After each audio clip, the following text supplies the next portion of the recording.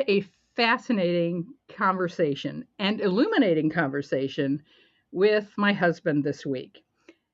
He and I have been podcasting together since 2010. So we've been podcasting for 14 years. We do a political podcast, the Professional Left podcast. We do a history podcast called No Fair Remembering Stuff every week. And then once a month, we do Science Fiction University, which is about science fiction movies and books and stuff like that. So we've been doing content creation on the internet for longer than that. This is my 20th year blogging. So content creation is not something that's new to us. However, doing this particular podcast, this is only episode 3. And so I wanted to consult with somebody who is close to home and who knows a lot about how I operate and how to kind of formulate content creation and really bounce some ideas off of him. So one of the things that he asked me, which he would ask anyone who said, I want to start a podcast, is who's your audience? And I said, yes, that's a good question. My audience is knitters like me, people who have a large stash of yarn, who've knit for long enough to have accumulated a large stash of yarn, and who may feel guilty about the amount of yarn they own, their ability to manage that yarn, the avoidance of even looking at that yarn sometimes, and to really encourage people like myself to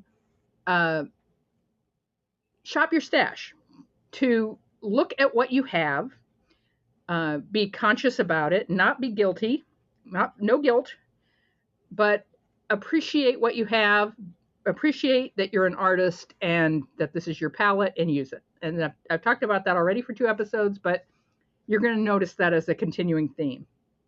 So then he asked me a question that just blew my mind. And it blew my mind because I immediately knew the answer to this question. He asked me, Fran, what is the oldest yarn you own that you purchased yourself? And what's your oldest unfinished project? And I immediately knew the project that he was asking me about. And I thought, oh. And he said, no, tell me about it. And I said, it's this cotton yarn. It's this cotton yarn that it turns out I purchased at a yarn store called Wool Cotton Company, which is no longer in existence in Cambridge, Massachusetts. I'm sorry, I've got cat hair on my nose. There's another thing, right? So we have in common, cat hair on your nose. I was hugging a cat earlier, and I have cat hair on my nose. Okay. This yarn is called Flash, and it is by Classic Elite Yarns, which is also no longer in business. It is a mercerized cotton, and it is Aran weight, and it has a very even marl of magenta, green, and light blue. Cornflower blue, I would say. And I bought this as an employee of Wool Cotton Company. I was working there part-time in addition to my full-time job, and wound up buying this, I'm sure, at a significant discount. I'm sure I bought 2,000 yards of it. This is 93 yards per 50 grams and easy care, and I like the colors. And they're very 80s, 90s colors, but I like them and I still like them. And I wanted to make a big sweater. So in 2010, now I bought that yarn, like I said, 30 years ago in 1994. And in May 4th, 2010, which was only 4 or 5 months after we started podcasting, I cast on with that yarn this sweater. This is in Vogue Knitting October 2003. It's a Debbie Bliss pattern. It's very unconstructed, no ribbing, very little finishing, just sort of knitted edges, stockinette, and there is a inside patch pocket right here, and one button.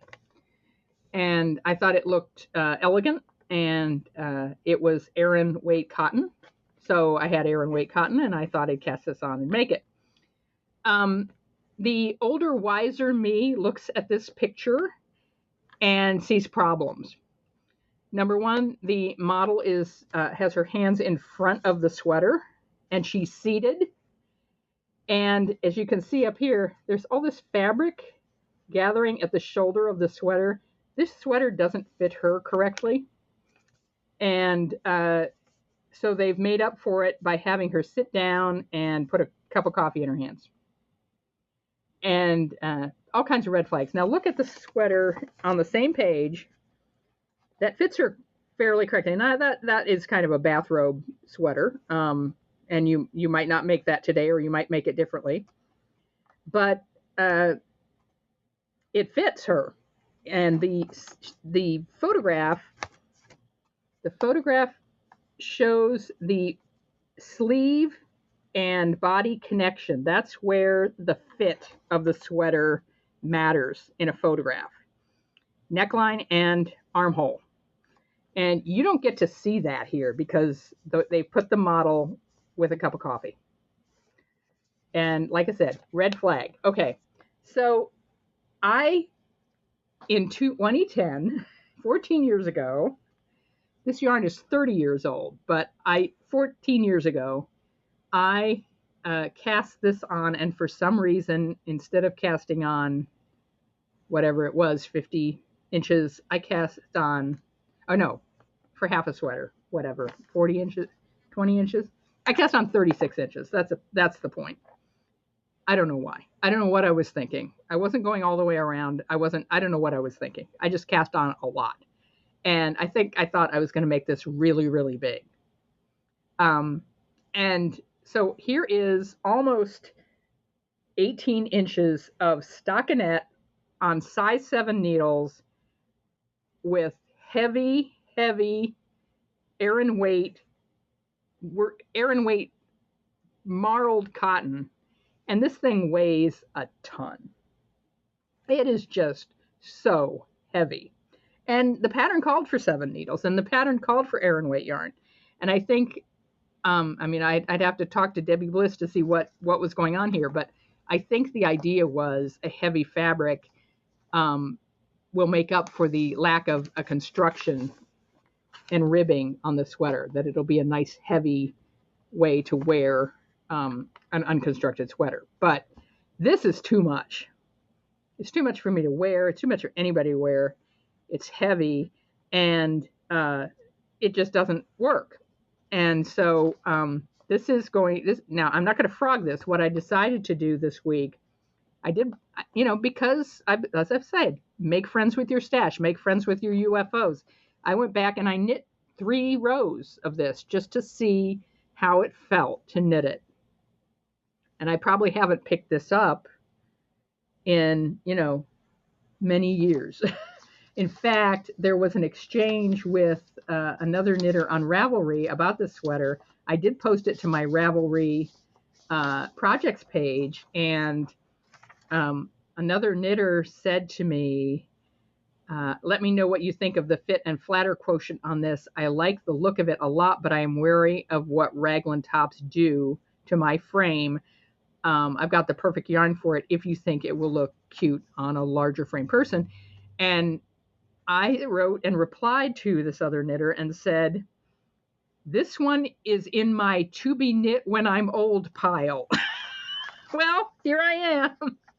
I'm 60 now, so it's time to figure out what I want to do with this. And I wrote, it's straight stockinette in cotton, and it's killing me with boredom. On some road trip, I should take that project and nothing else. Well, I never did that. And it is just too heavy. It's just too heavy to wear. And I'm not going to wear it. So what I'm going to do, having knit a couple more rows, I realized that this is 36 inches wide and it's almost 18 inches high. So I'm going to knit it I'm going to suffer through knitting this on 7s. And obviously I can do that. And fold it in half, and I'll put an 18-inch pillow form in it. And I think it'll make a nice outdoor pillow. It is heavy cotton and very color fast, very easy care. I think it'll do well as an outdoor pillow in the summertime, being cotton. And it's bright colors. I think it'll look really nice on the patio. So, on the deck. So I'm going to do that. I'm going to finish this up, get an 18-inch frame, pillow form, and just figure out some sort of closure. I'm not going to put a zipper in it, but I might. I might put buttonholes at the top and just button it. I don't know. I'll figure that out. But get that going for a pillow cover, and I'm going to do that. Before August 1st, I'll get that done. That's now a more immediate project. I did also at the same time, around, I don't know when, 2003 or 4, at same yarn, I made this sweater for middle child, a toddler. I don't know, she probably wore this when she was 3 or 4. It is so heavy. I weighed this, and this is over 9 ounces, the sweater. It's all over half a pound.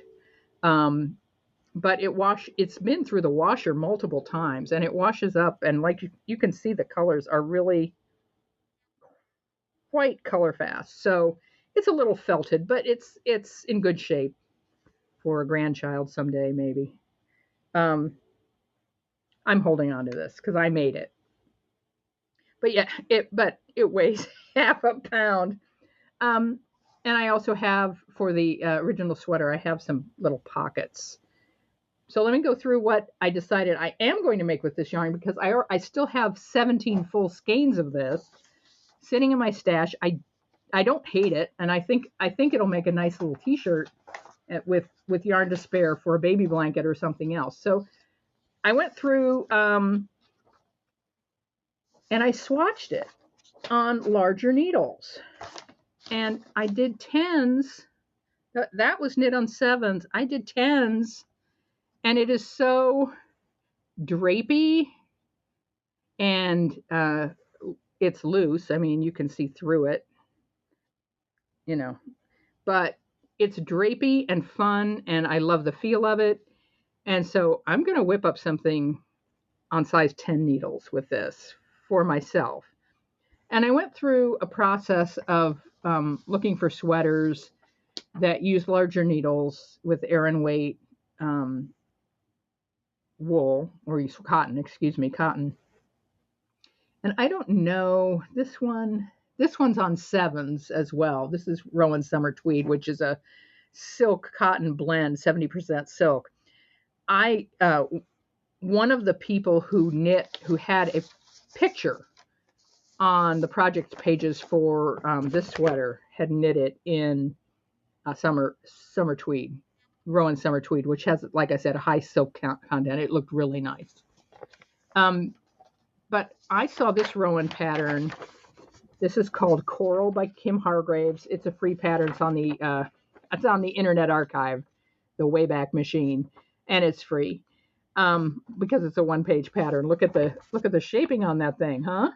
There we go. It's a square with a little bit of decreasing in the waist. And it's knit as a, it's really hard to see because it's so beige in this picture, but it's knit in garter stitch. But on every other row, you double wrap every stitch. And the way I would approach this instead would be to do condo knitting. And condo knitting is something that used to be a big deal, and I thought it was over. But I found that there's a YouTuber that goes up by the name of Bromfields. And Bromfields made a YouTube on condo knitting last year. So it's still out there. Condo knitting is when you take a smaller needle and a big needle, and you use them together. So you will knit one row with, say, size 7 or 8 needles, and then, or even 6s, and then 10 or 11s for the other row going back. And it makes that uneven loops that you would get that same result from double wrapping every stitch going through and then dropping those wraps coming back. I think it's much easier to use two different size needles to make that and get that result. This was one possibility, and I like the shape of this. I think for middle child, that this is something that I might make for her sometime. This is the kind of thing she'd like to wear. Then I found this pattern, which is also Aran weight. This is a drops pattern. Sometimes their patterns are a little bit problematic, but they're free, And this was in 2015 from book 216, drops, and it is on tens. This is Aran weight on tens, so that's why it popped up when I looked at it on Ravelry. And I would make it. I thought about making this for a while, and I would make some significant modifications to this sweater if I knit it. Number one, I think I would. First of all, I wouldn't put that big butt flap on it. I like sometimes having a slightly longer back than a front, but I wouldn't put this enormous 8-inch butt flap on the back of the sweater. That's from 2015. They did that. Okay. Then the other thing I would do for me is I would eliminate these horizontal stripes going across my bust and midsection, and keep them up here at the top where I think that would be more flattering for my shape. That would leave this as a accent, drawing the eye to that, and then also make it more practical to wear without a lot of tank tops or t-shirts underneath, because these holes would be covered. And I think I would do the sleeve solid as well, either in garter or stockinette. The other thing that I would do, and I would do this with every drop shoulder sweater that I would make, any pattern that I would approach that has a drop shoulder. This is a drop shoulder sweater. And what happens, I printed this out from Knitty. This is a nice diagram of a drop shoulder sweater. On a drop shoulder sweater, you knit a big square, just a square, no shaping. There's shaping in the neckline, but there's no shaping here whatsoever. You cast on down here and you knit straight up, and that's it. That makes it easy. It's great for a beginner. Then you knit the sleeves, and yes, you can decrease the sleeves and have ribbing down here and so forth and so on. But when you sew it, it's a straight seam. It's a big box. And there's very little shaping. There's no need to fit anything. You're just knitting a straight seam down, making sure that this measurement and this measurement match so that you don't have one arm hanging down here. A beginner would have to worry about that. But here's what happens when you have that drop shoulder shape. The big square it's drop shoulder. The big square drops down over your shoulder. And there you have a lot of fabric in here and under the arm, and this drops over your shoulder, and this is where the sleeve starts. And that creates a horizontal line in the seam over the widest part of your arm. If you're very thin and you don't have a problem with your arms being heavy or not wanting to attract attention to that, having that horizontal line there doesn't hurt. But in terms of making a flattering garment for me or for someone shaped like me, I would not want that horizontal line right there. It goes across the bust, it goes across the upper arm, and it's just not flattering. So what I would do now, if you're very small framed and a beginning knitter, absolutely, this is fantastic. Easy to do, easy to do a big square, and sew those sleeves on, and you can make it oversized, you can make it a little more fitted. It will look great on you. But for me, putting that horizontal line seam there is just not flattering. So what one can do to make it more flattering is do what's called a modified drop sleeve. And here is a modified drop sleeve. There's a little more shaping in it.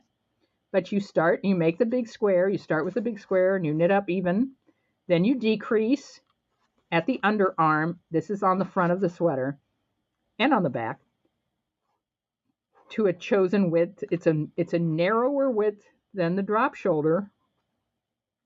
You drop it to there and you you have some shaping in the sleeve to decrease at the top of the sleeve. You go, depending on how you do it. If you knit this way, you're going to cast on the ribbing at the bottom, knit up, increase, increase, increase, and then decrease to make that little cap. If you're knitting from the top down, then you're going to pick up stitches here, pick up as you go each row a different stitch until you get to this point, and then decrease. Hope that makes sense. But in any event, the point is to narrow this yoke area. Rather than having a big straight square, you narrow it.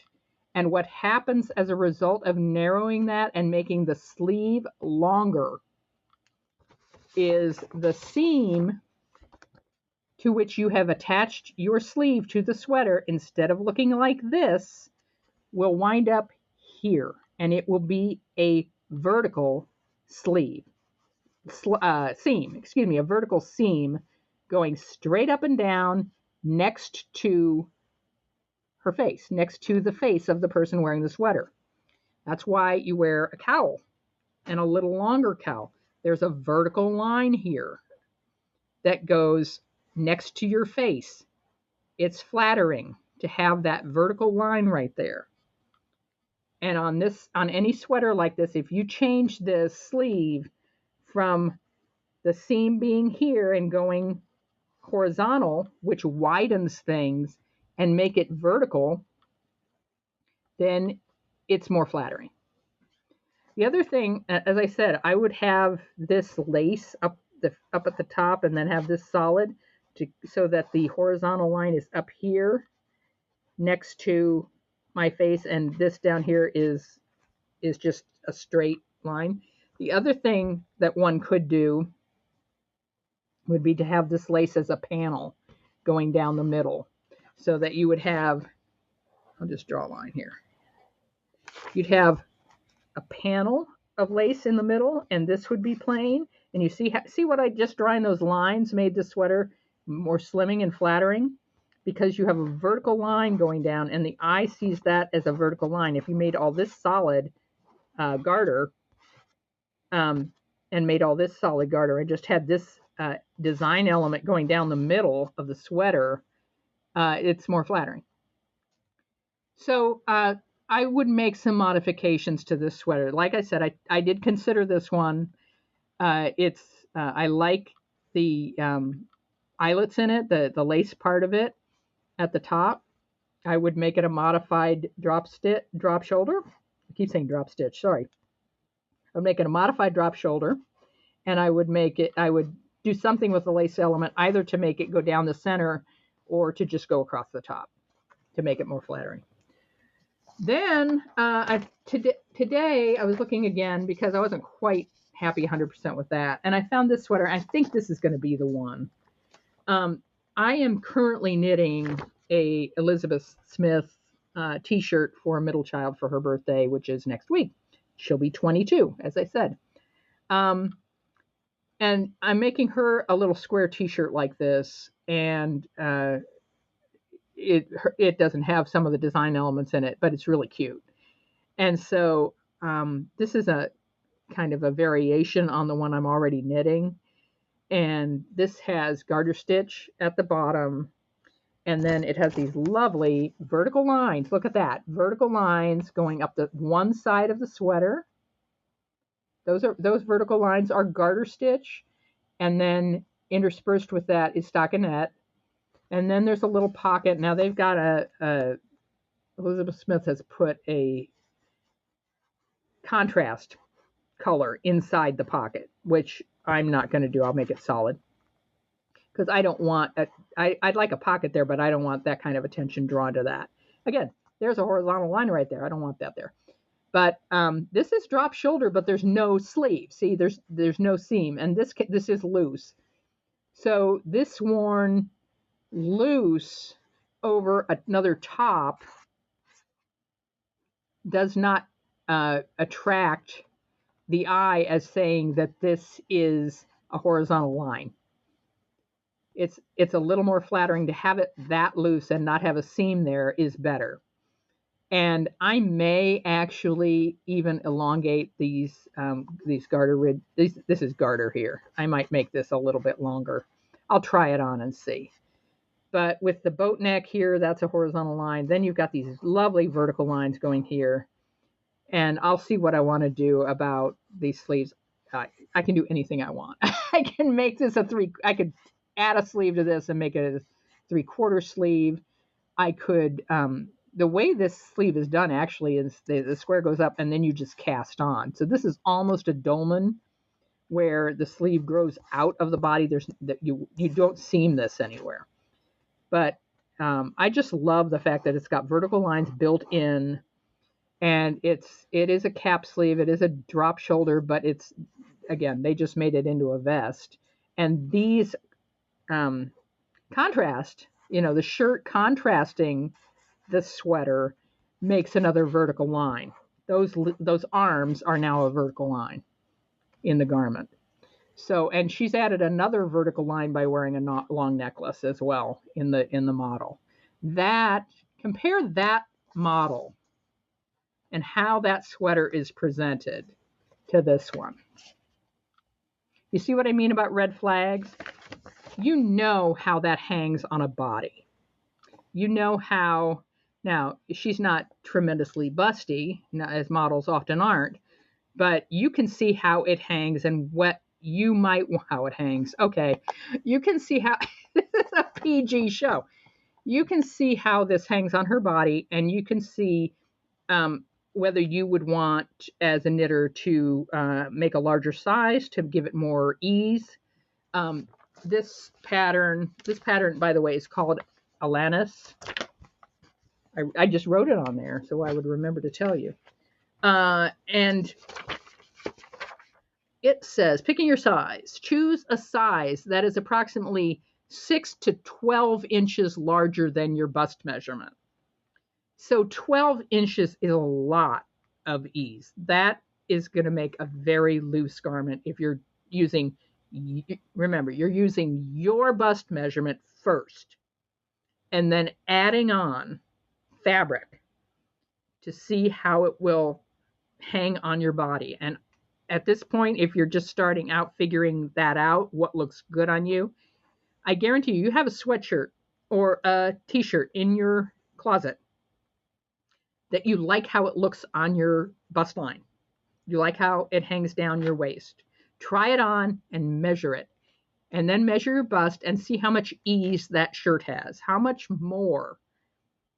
many more inches is that t-shirt than you?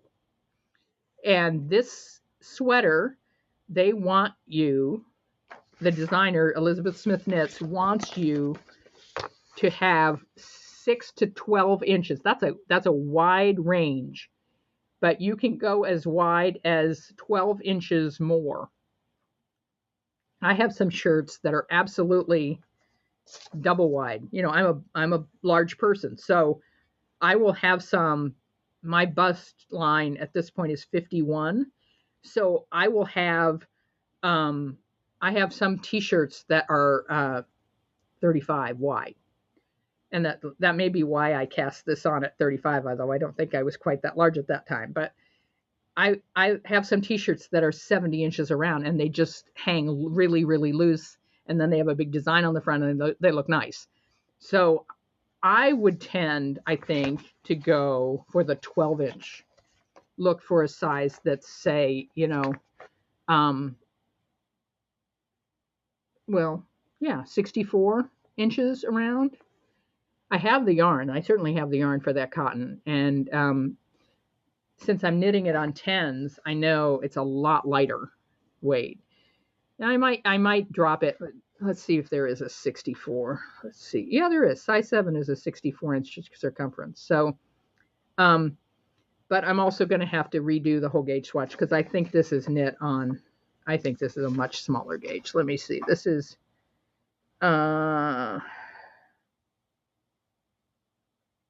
Yeah, she gives it an alternative between DK and worsted weight. So she's not knitting this in Aran. But that's easy because It's a square, okay, with little sleeves capped on at the end. You cast on 5 to 7 stitches and put the sleeve cap on. And then, like I said, she's got now. Yeah, it doesn't show that on here, but there's additional knitting at that armhole for the sleeve that you pick up and knit across. That is not garter stitch done horizontally so that it would look like ribbing. That's actually added on later. So yeah, I think I'll do it. I think I'll probably cast it on using the schematic and using my gauge swatch to make it a good 62, 64 inches. Because I like how that looks on me. And so I'll put a link to this Ravelry page and this Ravelry page and this Ravelry page, and this is Knitty, this schematic for the modified drop shoulder. That's what you need to Google. And this one also. This is the drops pattern. So I'll put all those down below. And I also have a new Ko-fi account, Kofi, which is, if you like something I do, buy me coffee. I'm not doing Amazon sales. I'm not doing, affiliate links on this channel. I have enough to do. As I've said, those are the two things about this podcast, right? Shop your stash, and I have enough to do. So, marketing myself is going to interfere with my knitting time, and that's not going to happen. So, if you like what I did, buy me a coffee. That'd be nice. All right. I appreciate you, and I'll see you next time. Thanks.